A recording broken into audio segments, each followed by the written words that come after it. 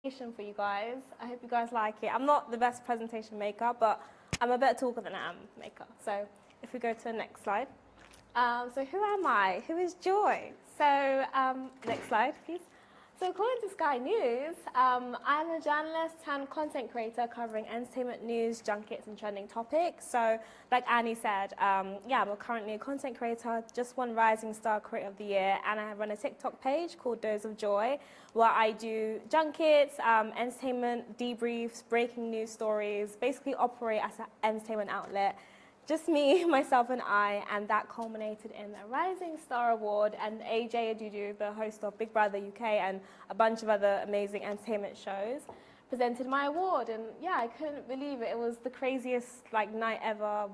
I wasn't expecting to win. To even be nominated was an honor, but to take home the award, I'm so grateful for.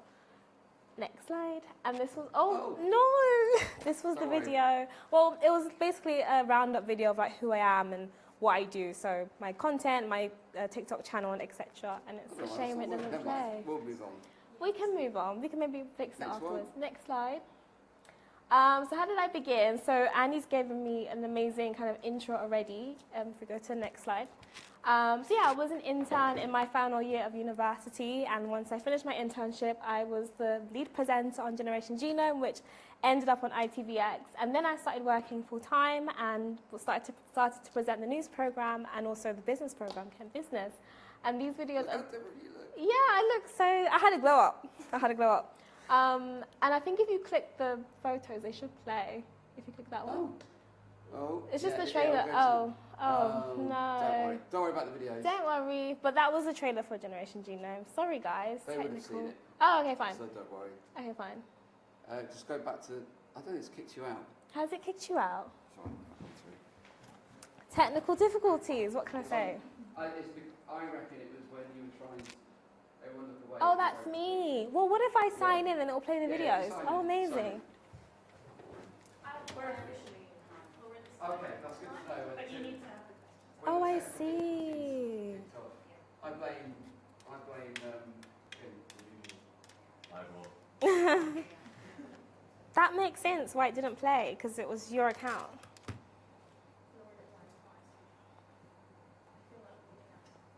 There we go. Perf. So if we go back to that one, there we go. Oh, amazing. Yeah, how do you, sorry, can you do it? I don't know. So this was the video they played on the night when I won the award. It was crazy. Oh, volume.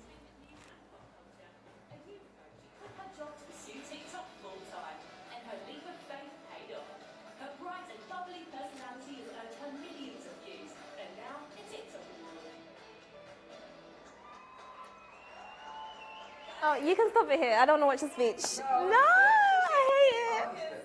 Oh. I didn't expect to win. It's crazy. I quit my job literally 1 year ago. Oh, I can't watch. Social media, they told me I wasn't good enough. They did. Didn't pass probation. They were like, not it. And then I was like, you know what? I'm gonna make my own content because I believe in myself. And to think that I won it 1 year later, I'd like to give a massive shout out to my partner, Panel.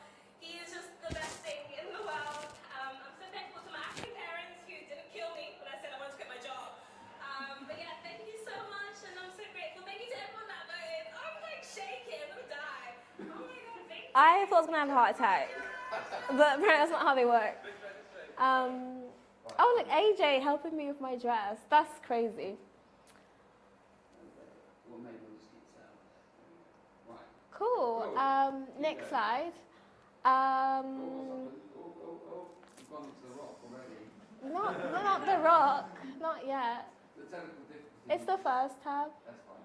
So where are we? So how do I begin? Oh yeah, so after KMTV, like Andy said, I've kind of always followed my gut. It was amazing to be here, but I knew my heart was in entertainment because before uni, I actually joined a scheme that allowed young people to interview celebrities. That's when I kind of got my start at 17. I was in college, I was listening.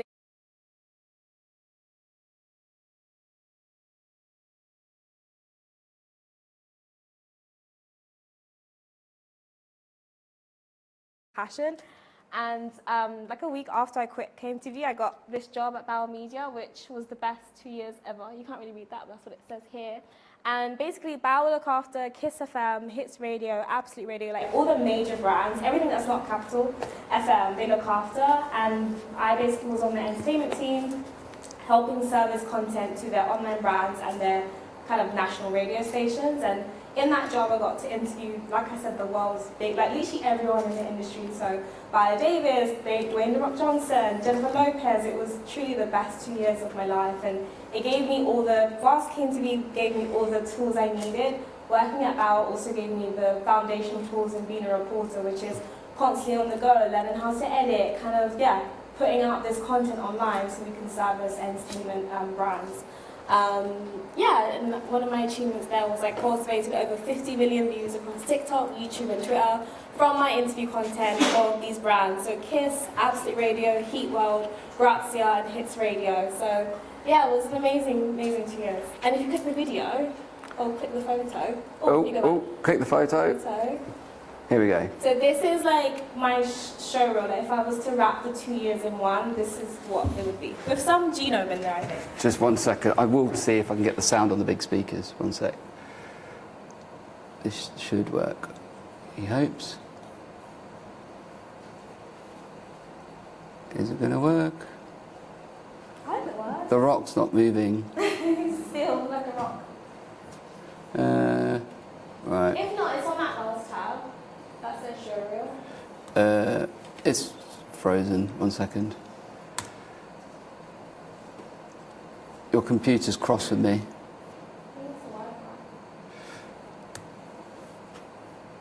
I'll try this again. Sorry.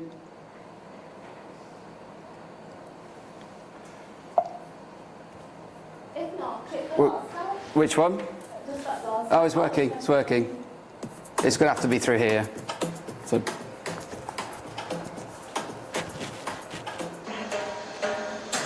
Hi everyone, my name is Joy A. And my friends call me the interviewer of the stars. You're going to get full marks. Very confident. Very confident? Yes. Okay, what would you supersize in real life? You look great. Thank you. Do you know why I bought the skirt? Because obviously drag is super out there, super Oh, it extravagant. is. So I'm Tell me like, what's the about most it. extravagant thing in my wardrobe that I can wear? It works. That's comfortable. It's So great. thank you so I love much. it. Just got the intonations down. Thank you. Especially there was a scene when you was like, and I'm like, that's what we do. I would describe my personality as fun, bubbly, bright, and energetic. The nice guy or the bad guy? Because the bad guys are just, there's something, you know? The nice guy or the bad guy? Go for the nice guy. For sure. But sometimes he's bad. We are going to be doing a big MCU quiz. And I've got some questions here. I've got 12. Are you ready? Oh no! Not really! Try to see the celebrities as my friends. So every time I walk into a celebrity interview, I just see it as I'm chatting to one of the girls, one of the guys, and say, hey girl, hey, and just try to come down to their level and just vibe and have a good time with them. You need to host it. I would be honestly too nervous. No. Oh my god, I could not. But then you would like see the drama like in real life. Honestly, I would be way too nervous. I could never.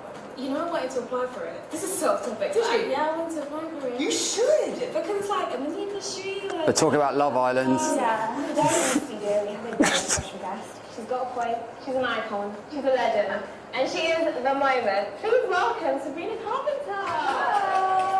Although the internet thinks I'm in love with some of these celebrities, I can assure you I haven't met my celebrity husband just yet. But he's coming. No, I haven't. I'm gonna do it like this, and then we've got the whole thing now. I've seen beauty before. This is goggery. I'm not flirting, I promise. I'm just being myself, bringing the vibes, bringing the light, bringing the fun, because who doesn't want a sprinkle of joy in their life? I can tell you're trouble. I can tell. Listen, Taryn, I'm trying to live a good life. That's me. And this is how I've been able to go viral again and again and again. I'm also a fun and fabulous red carpet host interviewing these celebrities as they embark on their press tour. You see it? We love it. Never comes forward. Never comes forward when you start. You can't go comes forward. Thank you. Thank you. Thank you. Listen, Yeah, I got a couple goodies.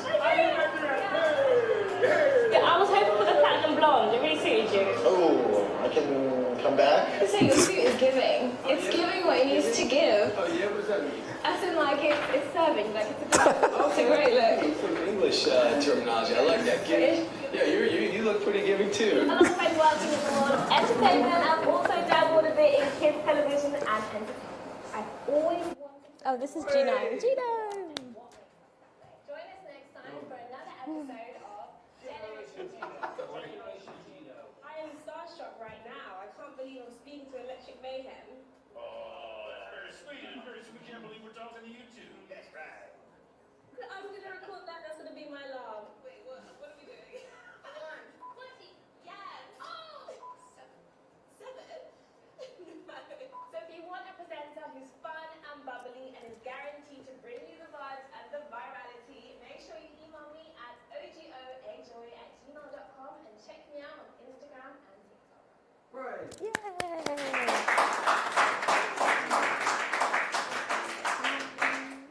But yeah, that was an incredible 2 years. And even though I was there for 2 years and things would go viral again and again, nothing made like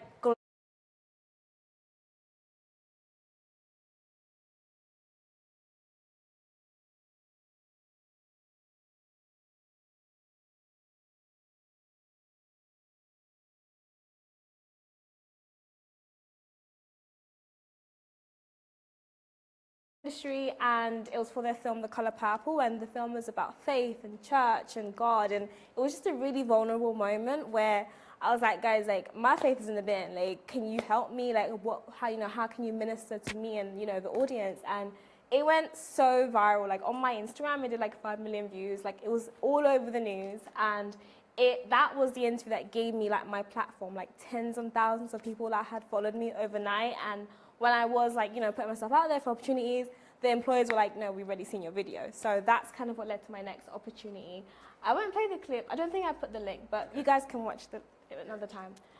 So that opportunity, that moment, if we go to the next slide, led to me being at Metro. So as amazing as Bow was, money is a thing, and I really wanted to, I guess, not just like earn more money, but also elevate. I think once you've done the Leonardo DiCaprio's, the Dwyane The Rock Johnsons, like you want something more, like you want more of a challenge. And at Bow, I was just a reporter, but I wanted to be a presenter, like I wanted to present on screen. And Metro came calling, and there they wanted me to be their TikTok personality. So basically like do short form and long form content and be their personality. And I did some incredible things there.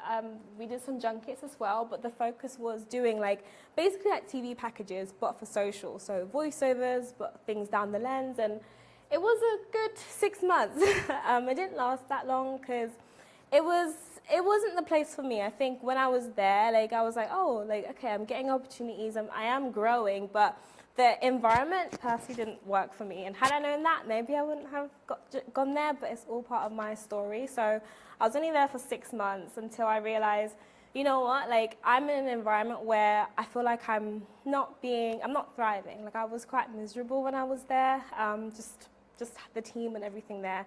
Good company, obviously, if you want experience, but my personal team, I just didn't thrive well in that environment. And so one day I was like, instead of feeling like I'm fighting for my life, like every day, like I'm literally miserable. I was losing myself. I had put on a bunch of weight. I just didn't recognize myself. And whenever I'd pitch stories and get told like no constantly, my friend was like, stop crying, just do it on your own socials. And like I would do it and I would see the numbers that they would do the same, like go viral again. And I was like, you know what? I can just do this myself. Like I'd rather not feel like I'm fighting for my life every single day. Like I'd rather just do it for myself.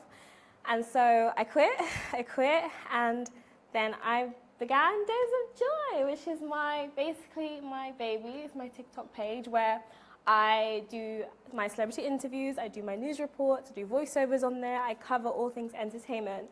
And I trusted my gut, followed it through, and it landed me a TikTok Rising Star Creator of the Year, which is so crazy. I can't believe that I won it. Yeah, that's basically what I do. That's what Dose of Joy is. If you press play, so this is an example of can I just explain it?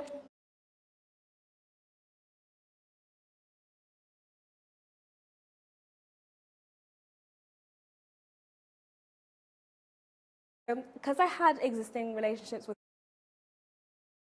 the shift that I made, and so they invited me to the Black Mirror campaign, the launch, and this was a video that I made that did 5 million views, 4.9 million. Endgame. This is everything you need to know about the numbing device. So I'm lucky enough to be one of the first people in the world to try this out yesterday at the trial experiment that was taking place in London yesterday, and it was crazy. So it's been developed by a company called TCKR System. So numbing tech claims that the perfect reality is in your head. You can pause it. Yes, fine. Pause. Oh, sorry, go back. So it goes on for quite a while, but that was an example of the type of content I made. I was so happy that when I was part of this campaign, like my videos organically did more than Ryland's, and I was like, a whole Ryland, like my videos did the most, like more views. So yeah, that was an example of content that I made, and I made like 4 videos, and they all went viral. This one did 4.9. I had one that did 4.4, and another one that did 9 million. So yeah, the numbing Netflix, that was a big project. And this is, yeah, just more of the types of content that I make. So film and TV is like my niche. So like I'll do like alternate endings or like reviews. And again, because of the content I made, Universal Pictures invited me to meet Ariana Grande last crazy. And this is another type of content that I make. So if it's like a trending video, you know how we have like hot ones or like the Jimmy Fallon show, like I'll like make like a roundup edit and then do some like presenting with it or like a green screen video. Yeah. So the big question is, how do I make a living now that I'm jobless? Well, I'm not jobless, like I work for myself, and in doing that, my main streams of income are the monetization aspects on these apps and then also brand partnerships. So for me personally, currently right now, TikTok and Facebook are revenue streams for me. I've been able to sustain myself, like living in London, making money from TikTok. But then as a creator, you also have access to obviously YouTube and Snapchat. Snapchat pays the most. It's very, very, very lucrative. And then you can make money on X, but I don't know anyone that has, but apparently you can make money off it. But yeah, that's it. And then yeah, what's next? What's next is, yeah, just continue to grow and establish my personal brand, continue to collaborate with brands and get more partnerships, broadcast opportunities. Hopefully I'll try and do more TV stuff, and USA. Throughout my time at Bauer and Metro, like I was so fortunate enough to be flown out and go on press trips. We went to New Orleans, Chicago, and do some work over there. So I feel like that's an area of interest for me as well. So yeah, hopefully that's what 2026 brings. Yeah, that's it. That's my presentation. Very good. Okay. We're going to do a Q&A. Do you want to put it on the first slide, Tom? Right, Joy. Wow, that was a whistle-stop tour, definitely, of your career. I think there's loads to unpack there. Yeah. We've spoken a lot, right, over the years. Yeah. We message fairly regularly, I would say, every week at one point, every couple of weeks we message, and you're always asking questions and bouncing advice off people. Yeah, definitely. How important is that? How important is it that you find someone you can chat to, but also trust your gut as well? I think it's so important. Andy's just the best person ever. That wasn't what that was supposed to do. No, he really is. He's so supportive. Right. Like, even obviously, like, you know, I quit, I resigned, and at first I was like, no, I've lost a friend. But he was so supportive and encouraging of who I am as a person, what I'm going to do, and like to have that in my early years at Bauer and at Metro, especially when things are happening and you need someone else to be like, no, you're not crazy, like that really is like, you know, not it. So it was really good to just have your advice and just, support, and just keeps you going. And in terms of over the years when you've had to make those decisions, particularly one at Bauer, right? So you're doing these weekly interviews with these huge stars, and everyone was saying to you, "Oh, that's amazing! Isn't it brilliant? It looks really spectacular." But you were pretty down towards the end, weren't you? It was once I remember you saying to me, once you've done one celebrity, it's just the same, and you just forget. So you know, it's almost like the work itself wasn't really fulfilling in the end. Yeah, because at the end of the day, it's labour, like it's a job, and this is not to like Bauer Media is like one of the best companies you could ever work for. Like they really do give young graduates, young people the opportunities. But I think, you know, with anything in life, like you can grow out of things and evolve and not want more for yourself, especially when you begin to see the industry and different aspects of it. But yeah, I think it was just like evolving. Yeah. But it was that time at Bauer and within Metro, right? You got those contacts that you're able to do this now. Yeah. So when you're doing these types of jobs, how important is it to build up your contacts? Yeah, definitely. Like, I remember, I can't remember how many years in, but again, seeing the industry, like I'd be like, oh, like I want to go freelance, but it's like I couldn't go freelance when I had that desire. Like you have to stay, you have to build those relationships, and when you do leave, you rely on those relationships. And I wouldn't have got that Netflix campaign or a lot of the things that made me mega viral if I didn't have those PR contacts that I got from Metro that I got at Bauer. So yeah, it was integral. And you definitely were living hand to mouth, right? It wasn't, living in London, it wasn't a huge salary, but then you're doing all this quite glamorous work. Yeah. So it's not all glamorous, right? Yeah, that's the thing. And it's like, you know, money is a big aspect of living and adulting. And no matter how fun the job is, like, you know, money is so important. And I think that was like my driving factor to go to Metro. Looking back, like maybe you shouldn't make decisions solely based on money, but it is important, you know, so yeah. And out of all of those, other people probably ask this, who's the nicest celebrity? Oh, who's nice to me? Who didn't Do you know flirt what? Matt Smith. Matt Smith? Yeah, and everyone says that, like Matt Smith is just the like kindest guy ever. And recently I met Renee Zellweger. She's so like, she's just so lovely. She's like a cartoon character. So sweet. And have you met anyone who's recognised you? And what was that like?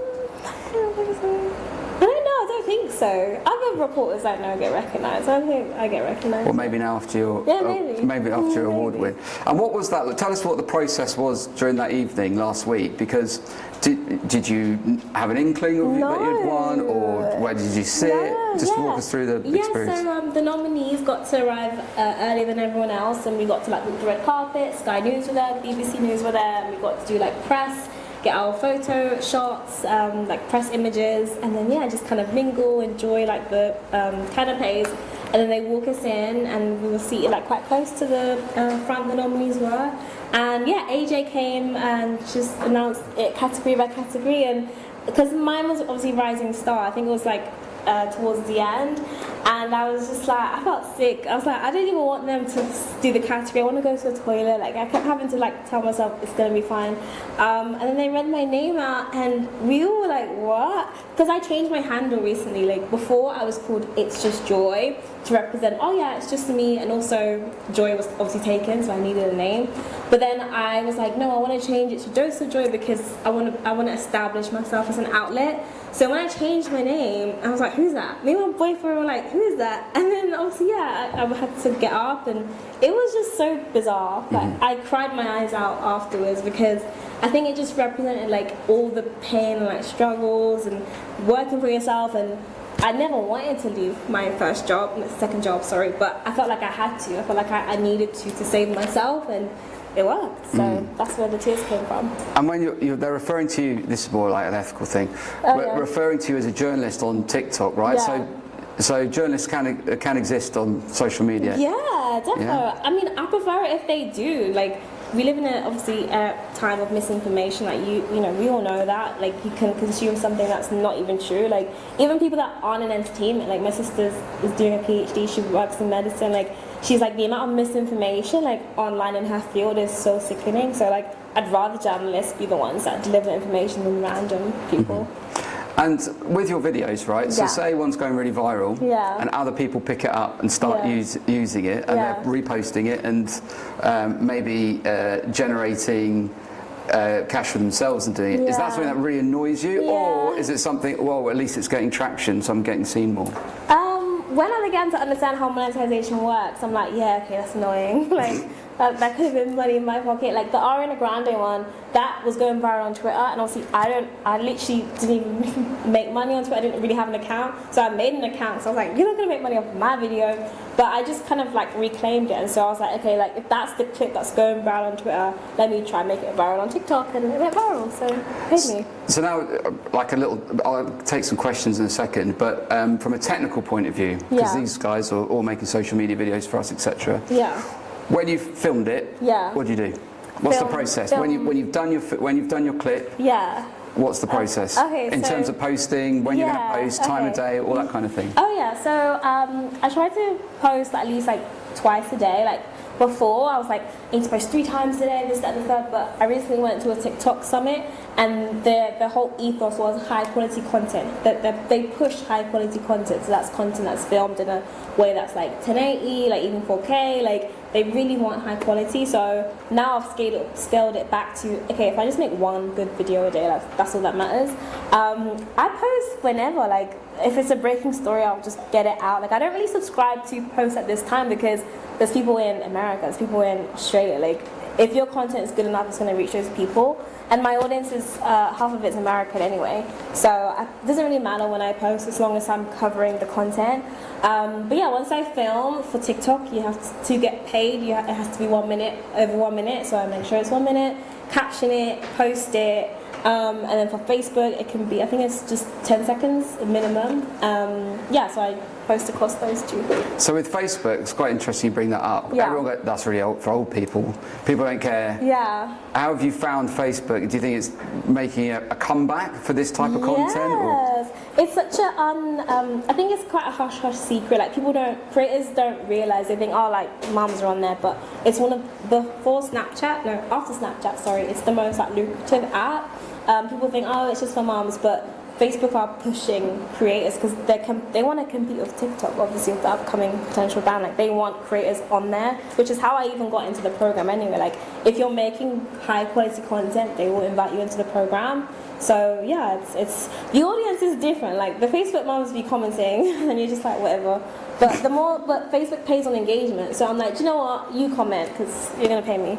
So when you say that, just so that these guys know, what do you mean by that when that they pay in engagement? Yeah. So comments, the thumbs up, any reactions like the angry whatever, shares. So they pay based on how much people are engaging with your video. Whereas TikTok, it pays obviously on views, but then also they've introduced this thing where it's like, if it's not on the For You page, you don't get paid, which is so frustrating. Which is why, but going back to the social slides, like it's good to have them all unlocked because if TikTok aren't going to pay you, at least you've got the other ones. So that's interesting. Unless someone picks it up on For You, you don't get paid. Yeah, like it will disqualify your views. Like, you know, I've had videos that did like, say it did like, I don't know, like 5 million views, 2 million will be disqualified because it's not on the For You page.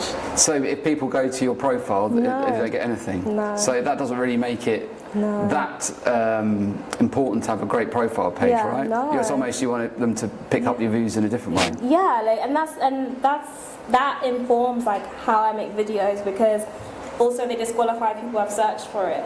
So it's like if a story does come out, I'm not necessarily going to break it, but I'll make a story around the story, so it will come up on people's view page, you know. Mm-hmm. So yeah, that's the way to kind of go around TikTok.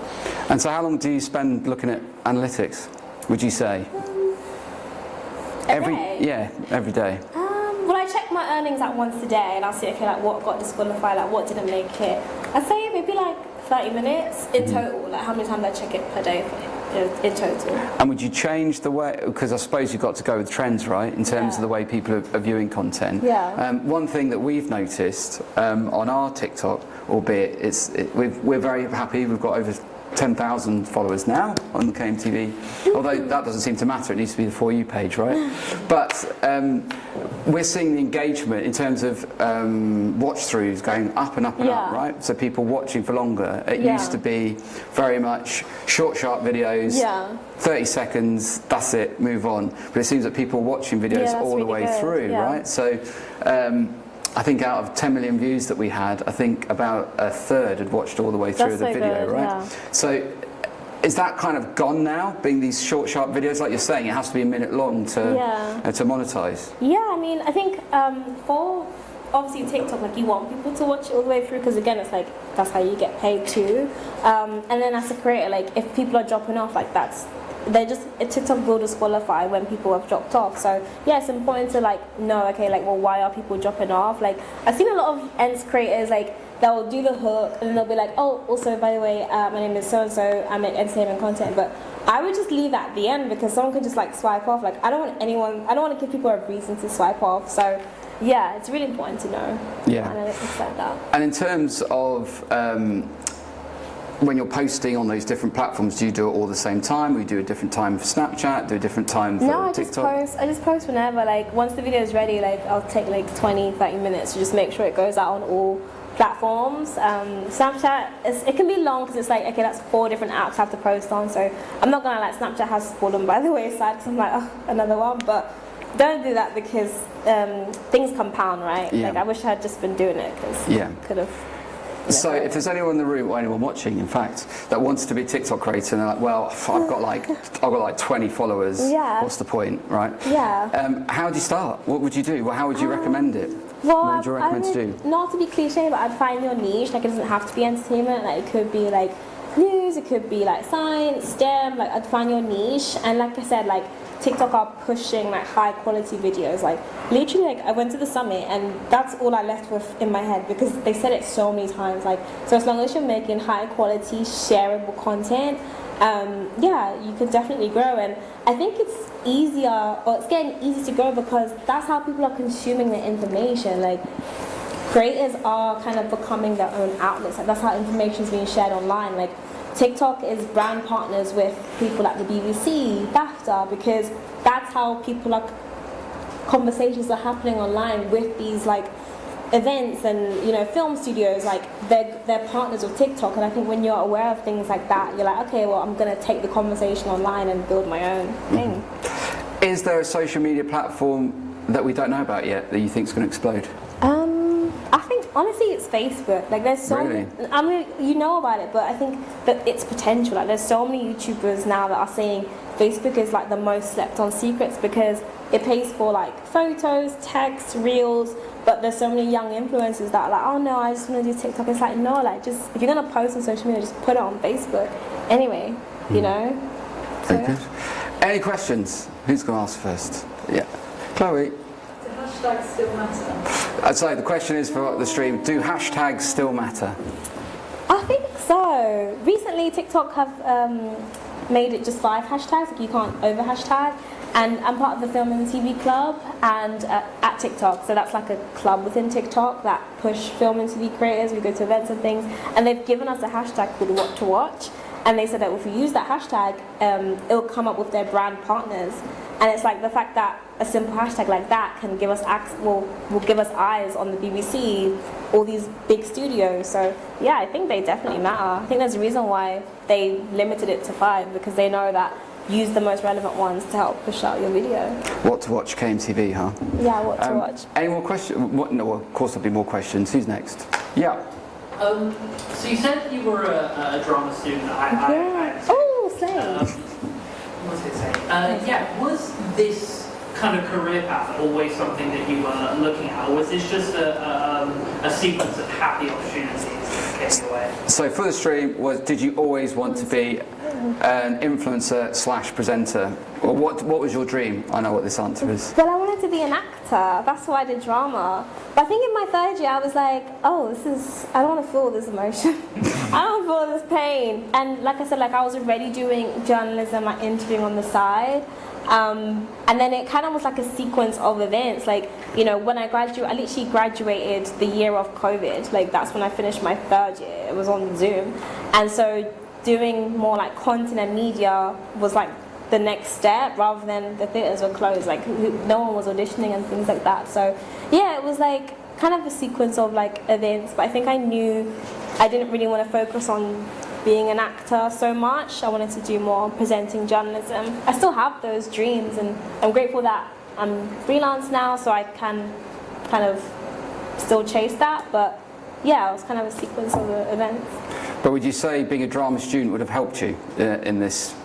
In this industry, yeah. I think so. I think it gives you a lot of confidence and like how to carry yourself, and yeah, because essentially when you're presenting anything, you're playing up a character. Like you have to remember your lines, you have to present in a way and be not someone you're not, but you're putting on a character. So it definitely helps. Yeah.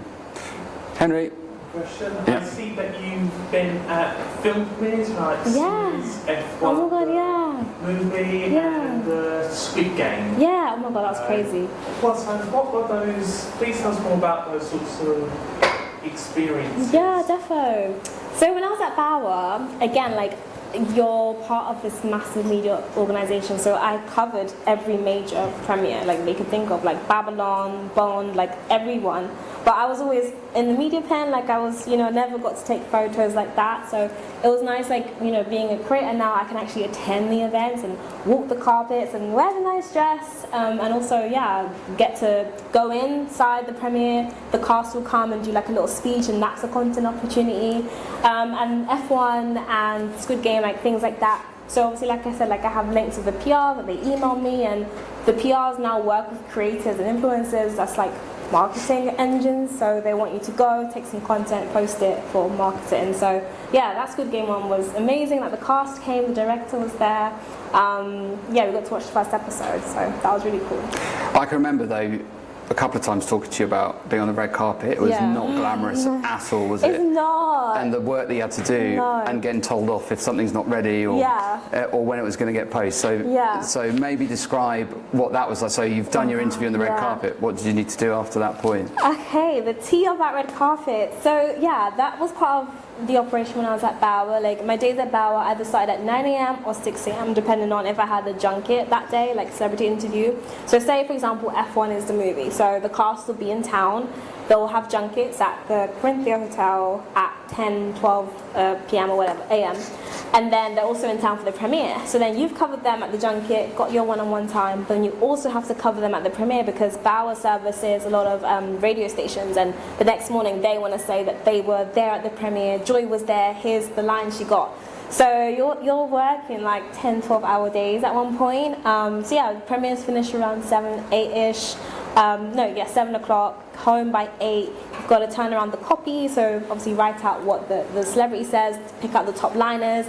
Hopefully, sometimes you're secretly hoping that just one cast member spoke to you, because if it's like an ensemble cast, it's like, oh my god, I have to cut all of these audio bites. Once you've done all the audio, then you have to move on to social, because we look after radio brands online, so they want to be like, they were there, get the content out before anyone else does. They were quite long days. Great, obviously, like experience, and the numbers we did. Like I did the Argyle premiere once, and to interview John Cena and Dua Lipa, that was amazing, and we did some cool numbers on that. But when you're standing in the cold and you're just freezing, and what's that lady from The Crown called? Imelda Staunton. Imelda Staunton. Oh yes, you've told me about Imelda Staunton. And you ask Imelda Staunton a question, and she's like, no. And you're like, oh, I hate my life. But it's an experience. But I think it's definitely one to have, to say you can do that is incredible. Because again, back to us with our multimedia hats on in terms of what we do with ILIF, sometimes it's quite hard to match that all up, right? So you had the same problem at Bauer, where one radio station would need the content, and then somewhere else would need the content, and someone would be cross that you didn't send it to them. It's a lot to manage, right? Yeah, defo. Oh my god, my biggest... I can laugh about it now. I don't even think I can say it. It was so embarrassing. So I think it was like the Brits. Was it the Brits? What's the NTAs? That's it. It's in my head. I forgot to send the link. I think I remember this. I think I told Andy, I was there all night, I think it was 2022, interviewed all the winners, like really big stars. This is the National Television Awards. Television Awards, and again, the radio bulletin, like they were wanting to say, they were live. I didn't send the link, and I was so embarrassed. But I kind of had to have grace in myself, because I know how there was just so much going on. Like I had stayed up all night editing all of the audio cuts, and I didn't send the link. Yeah. So how important is it to get opportunities to make mistakes, right? To make mistakes before you get into those scenarios, or to learn from those mistakes? I mean, luckily, like my manager, like she got it. Like obviously she was a bit like cheesed off, but she got it, and it's understood like why she would be. She's a manager and things like that. But she got it, and it's just about voicing like, okay, when do you need help? Like, like should I have had a producer with me, or like how can I be more like? I think her response was more, okay, like how can we help? How can we help support? Because if it's really that much of a struggle, like how can we help support? But in the media, like when you join a company at Bauer, like a lot of us feel like we can't make mistakes, but the seniors will be like, no, like there is sometimes that room too, like when they tell you, oh, they've had, I don't know, Jade their wallet and then they've corrupted an SD card, like you're like, oh, okay, it's fine to make a mistake as long as it can be rectified or saved in some way. We're all human, but yeah, sometimes you do feel like, oh shit, shit. You can swear, don't Sorry, but yeah. Good stuff. More questions? Oh, loads. Finn, as you press the buttons, go on then. I was just wondering if you could tell us a bit about how, over the years, whether it's Genome or the Red Carpet, you've developed your interviewing style, and then how that led into your kind of presenting, the way you present, I guess, on TikTok. Yeah, I think I've just always been quite personable. Like I don't know, I like talking to people and I like connecting, and I think that's always been like my kind of like superpower. Like I might not be able, like there might be like things that I'm not amazing at that someone else is, but I know that, okay, well, I know how to get vulnerable with someone. Like there's certain interviews that I've done and the talent has said something and people are like, well, how did you get them to say that? And I'm like, oh, well, I don't know, I just kind of warm them up, and there's like a softness to me. So I feel like my interviewing style is like personable. But again, like for someone else, they might have a different approach, and I guess there's no one that's better than the other. It's just how I approach things. I think you've also been very honest as well. From my perspective, working for you, I can remember on Genome, you went on a shoot to Bradford. Yeah. And you came back and it's like, because it was quite, because we were in an absolute, you know, I didn't go to the shoot, but it was a very, very controlled environment. You're like, I want to try and get more into, I want to try and get more into the questioning and really want to try and put my own stance on things. How important is that in terms of a creator, or if you're an interviewer, right? You're not just asking someone else's questions. Yeah, I think so. I think it's always nice to be able to feel like free. Because I feel when I feel restricted, that's when I perform at my best, and that's when also the talent won't perform at their best. And you know, when I was at Bow or Metro, it's like, okay, I've got an agenda. Like my manager's telling me to ask them this, that, and the third, but I know, okay, well, before I get there, let me talk to them about, you know, how Venice was or whatever, like, because for me, that's like how I open the gate and open the door so I can get what, you know, it is we want to get out of them. So, yeah, it's important, I think, for me to be myself. You don't seem to get very nervous with all these A-list celebrities. Was there anybody you were particularly nervous? Not really. You kind of get very desensitized like very quickly because you're there to do a job. Like it's not just fun and games. I think I was nervous for Ariana Grande. Right. Yeah, and Margot Robbie. Only because I had like a personal favor to tell her. Like I had to tell her that my friend loves her, and I was like, how am I going to do that and not get fired? But yeah, you get used to it. They're just people. They really are just people. Like you're a celebrity. Well, yeah. Ollie, you wanted to ask a question. Because you've worked with like big teams and alone, and obviously when you work on like KTV, you're an editor, so if there's a copyright problem or an ethical issue, you either go to Andy or Daisy or whatnot. How do you kind of manage that now that you're kind of going alone and you're like, is this ethically okay? Is this brand deal okay? Is this copyright infringement here? How do you kind of balance that now that you're alone in the world? I call my boyfriend like 5 times an hour, like because he works at Sky and he's like kind of in this world too. But other than that, you just have to learn. Like I just have to rely on like what it is I know. Like you know, if in the event, like there have been videos that I've posted that I'm like, okay, I need to delete that ASAP because that was not in line. Like I shouldn't have done that. That deserved more research. That wasn't it. That was the wrong kind of story or angle. But yeah, I think it's just relying on like what I know and like what I would get the boot for if I was at Metro, if I was at Power, and just relying on that, my training, and calling my boyfriend to tell me what's right and wrong. Oh, yeah. Are there any specific challenges that you look upon and go, hey, how did I get past that? So any challenges that you've had and you've gone, how did I get past it? Honestly, I think just like existing. How about Metro? We'll go back to the Metro bit, right? Yeah, so, because when we talked a lot over that bit, you're like, oh my God, I'm not going to pass probation. This is ridiculous. How did you get past that challenge of going, I'm going to quit? I think honestly it was just like it was just believing in myself. Like I had to make a choice. It's like, am I gonna stay here? I constantly felt like the goalpost was moving. When I felt like I would tick the box, it's like, oh no, there's another box to tick. Like the goalpost kept moving. That I was like, I need to make a choice. And like getting encouragement from my colleagues saying, Joy, like if your story ideas are getting rejected, just do it on your own platform. And when I would see them take off, that's what gave me the inner confidence to be like, I could just literally just do this myself. So how I got past that initial challenge was, just believing in myself. And that links back to what I was going to say, okay, like, well, what's the challenge that I feel like now I'm a creator? It's like, when I say existing, it's like, you know, being a creator is such a, I guess, like, risky thing to do. And then today I was like, reflecting on my journey, I was like, oh my God, like, how did I get here? And I think what kept me going, like, 6 months ago was, I just had a vision. I was like, no, like, I can turn around videos, I can make videos every single day, I can make them, I can be a news personality within that space, and that was like my tunnel vision. And I think, you know, before the awards I was starting to like doubt myself, so I was like, what am I doing? I need to get a job.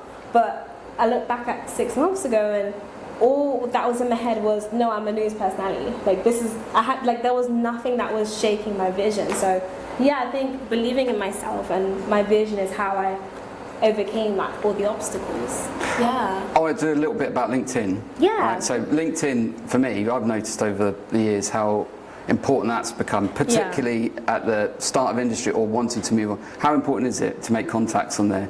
And if people do connect with you, what do you allow it? Yeah, basically. yeah, no, definitely. I go through them and accept them when I can. I think it's so important. I got my first brand deal as a creator through LinkedIn. You know, I got my job at Metro through LinkedIn. Like, I got my first agent through LinkedIn. Like LinkedIn is that's where the professionals are, you know? So I think it's so important to, have your profile, keep it up to date, design it in a way that's attractive, like be who you want to attract on LinkedIn, and you can definitely get opportunities from there. And so if someone clicks on you and you see who they're connected with, does that make a difference on whether you have an interest? So, they know so-and-so. Oh yeah, I add everyone. I'm like, I'm adding you, oh, you know this person, adding them. Yeah, I add everyone. It's how you build your network. Yeah, because it is hard, isn't it, when you're in creative industries in particular, trying to get opportunities and just speak to people and get opportunities. It's really down to who you know. Like even that Wicked thing that I did, like Wicked this year was so like tight knit that like it was like a miracle to be invited, and like my invitation came down to someone that I met like 7 months ago.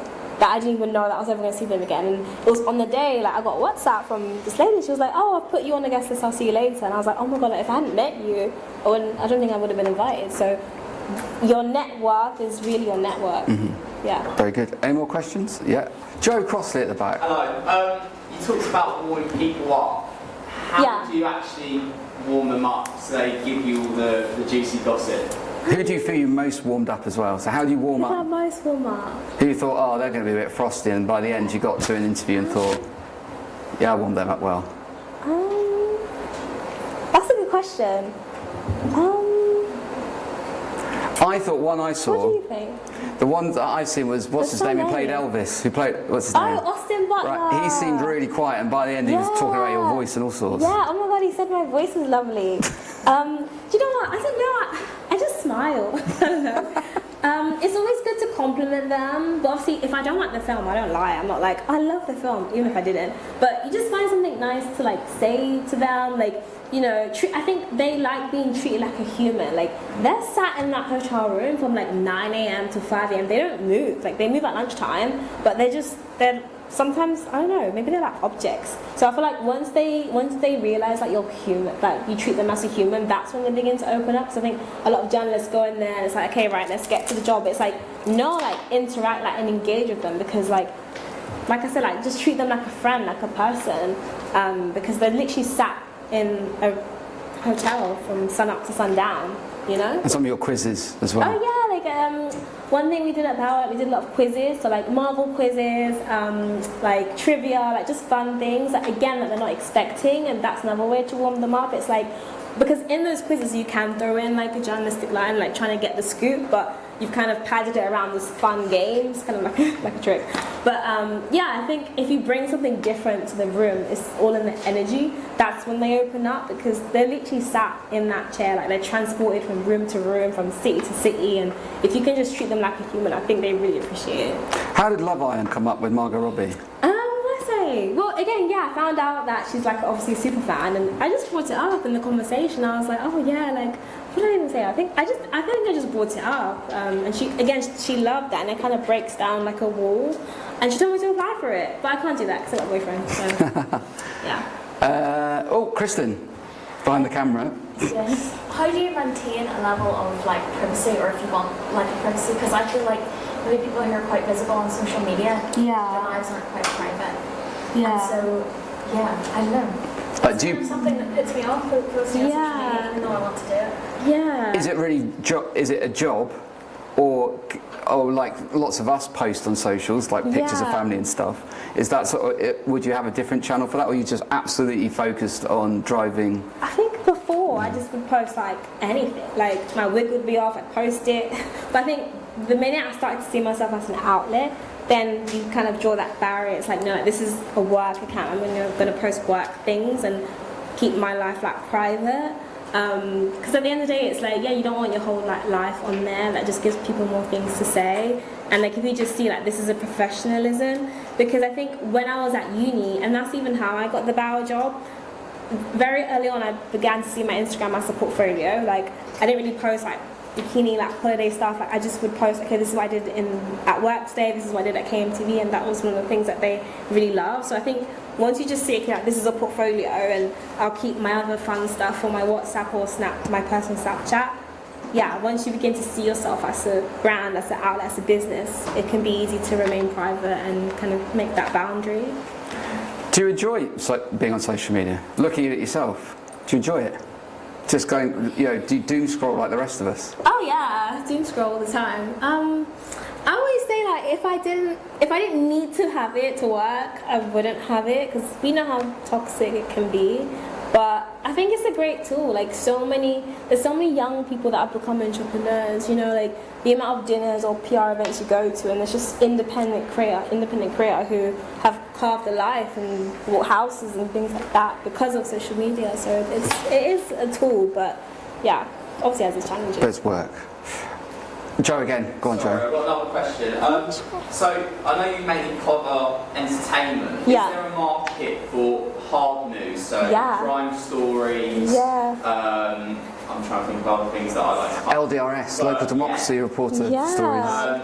And if so, how would you go about presenting that? Because obviously you're quite bubbly, very confident, obviously, but that might not be the right tone for a horrible murder or something like that. So how would you actually sell that to, I guess, Instagram or TikTok?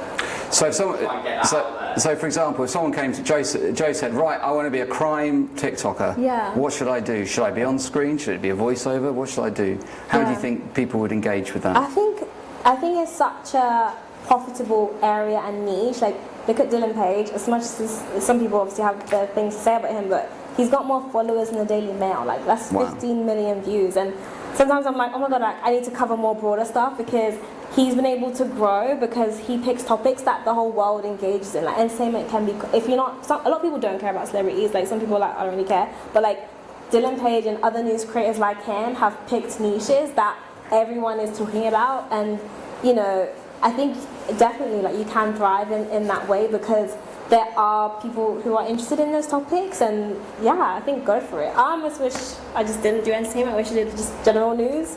But to have a niche in crime or democracy or politics is incredible, because those are the most engaging conversations, especially true crime and crime. Very good. It's about just gone for Megan. Go on then. You've spoken a lot about how there's such a space for journalists and journalism on social media, mainly TikTok. Yeah. So would you say to journalists across all kind of patches, obviously with entertainment it might make more sense to use social media, but even for health reporters or politics reporters, would you say journalists are at a disadvantage if they don't utilise social media in some way?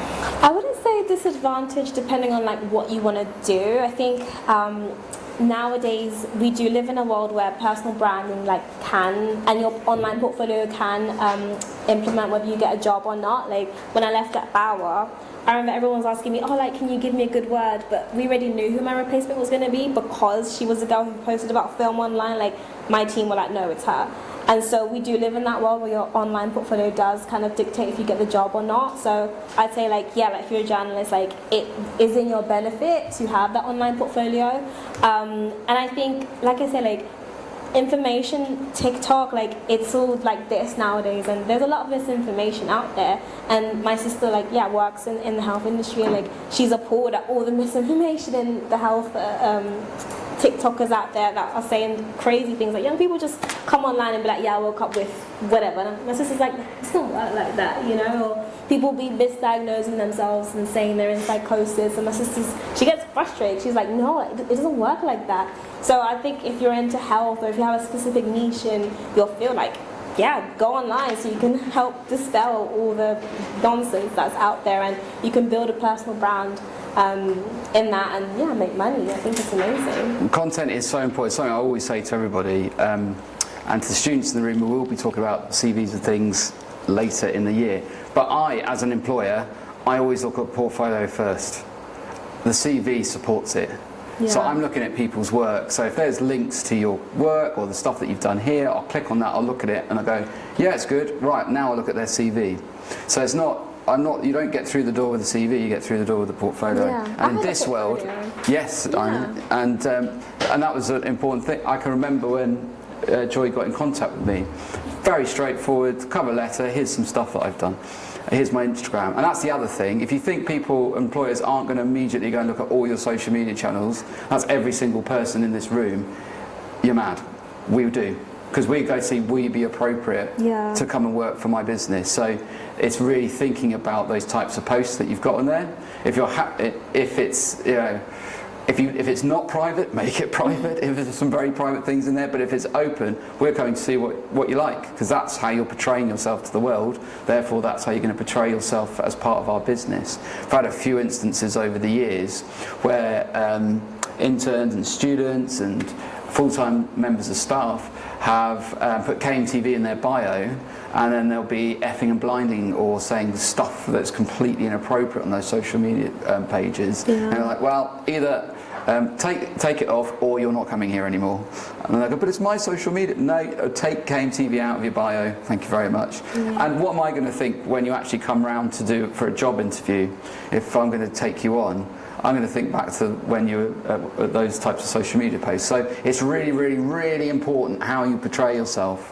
And if you are employing for any job ever, that if you've got your CV, they go, oh, I wonder what this person's Instagram looks like. Yeah.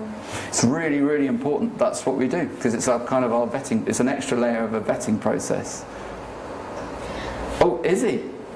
I've got a question. Go on, Izzy. Can you talk about your experience on Generation Genome? Oh, good Generation Genome was the best year of my life. It was a year, right? Yeah. A year and a half. It kind of went on for a bit. It was the best experience ever. Honestly, it was. I felt so honoured to have been chosen. I thought I was gonna get fired. You called me into your office, and I think I was only there for 2 weeks. I was like, oh no, what have I done? What did I mess up on the broadcast? What did I say on the social chat? But no, when you asked me to be on it, I was so excited, and for me that was my first professional TV credit, and going into my obviously next place of employment, it gave me so much skills I needed. When I was at Bauer, I was also freelancing, so I did some digital presenting work with brands like Samsung, Deliveroo, and often they were teleprompters, and I was like, oh, I've done this before at Genome. So yeah, it was an incredible thing to experience, and just to have that professional TV broadcast environment. It was amazing. Yeah, it was great. It was good.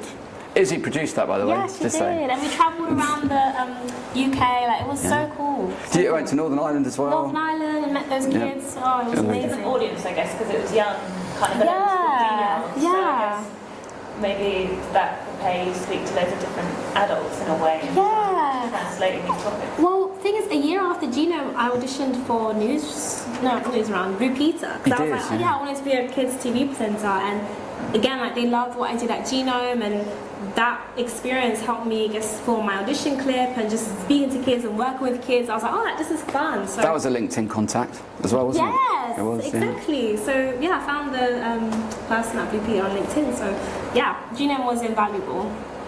Yeah. Kristen, you had a question. How do you maintain your inspiration and excitement for your job? Is it just out of a love of what you do, or is there kind of something that keeps you sustained? I think there's a bit of both. It's that and cash. Cash. Girl, I got bills to pay. London is so expensive. Like, it actually makes me feel sick. So cash, I used to eat. But then also just like that passion. It's like, okay, like I'm my own boss. Like I can cover topics I'm passionate about. Like I can basically like make my own videos and make my own topics. And then also the experiences. So when I was at the Ariana Grande event, just being there in central London and with other creators, and Jeff Goldblum is in the room, and I was like, I need to go home and make videos. Like this gave me the when you have experiences like that, it just motivates you to just like keep going and try harder. And we had the TikTok Creator Summit, and like I said, like they were telling us, okay, like what to do, and there were so many presentations of other creators, and there was this amazing creator, I can't remember his name, but he used to work at Heathrow, and he said that at Heathrow, because it was like an underground city, like he says it literally requires like hundreds and thousands of people just to manage that whole building, and he started making content about that. And he said that it got to a point where his own personal account overtook Heathrow's account, and he became such a big creator to the point where interns would join Heathrow and say, I joined it because of you. And then also he then became like the ambassador for like travel for the government. And like just hearing like these stories from these creators who have changed their lives, changed other people's lives, gotten these crazy opportunities. Like he's an ambassador for the government for air travel. Like that's insane, just because he made videos from his phone. So like when you hear stories like that, it's like, yeah, like I'm gonna post the content. Okay, so yeah. So going back to that Ariana video from last week, it's how many million is it on? So it's 1 million in different platforms, but it's currently on 2 million on my personal TikTok account. So in that moment, because she was talking to you, and it was that interaction, we think it was like, wow, this is a great interaction. Like, wow, this is gonna get a lot of views. Were you in that mode when you're thinking about, or do you stay in the moment with the person and then look back at the footage and go, this is going to be huge for me? So I think a lot of what I do is not necessarily the moment, but how I craft it and how I edit it. You know, like when I was there, I wasn't like, oh my god, this is gonna go viral. But when I got the footage, I was like, okay, like I need to edit it in this way. I need to add this music. I have to make it viral. And I think that just came from being at Bauer. Like, you know, like when you send stuff off for review, and they're like, oh no, change this around, change that around, and then you do it, and it takes off. So I feel like I've like trained my eye to kind of be, okay, like this is how you edit it so it goes viral. Yeah. So how many views did you say you've had? In total? In total, yeah. Probably like 100 million. 100 million views? In a year, yeah. In a year? Yeah. 100 million? Yeah. Right, it's quite impressive. Yeah, it's crazy. Something like that. It's crazy. I was going to put the stats on the page. Very good. All right, I've got to kind of wrap up. Any more questions? Anybody? No? I'm sure Joy will stick around for a little bit, if people to come and have a chat if you want to. But thank you very much. Oh, thank you. Came to your alumni. Woo! Thank you very much. Thank you. All right, if you stick around. Thanks.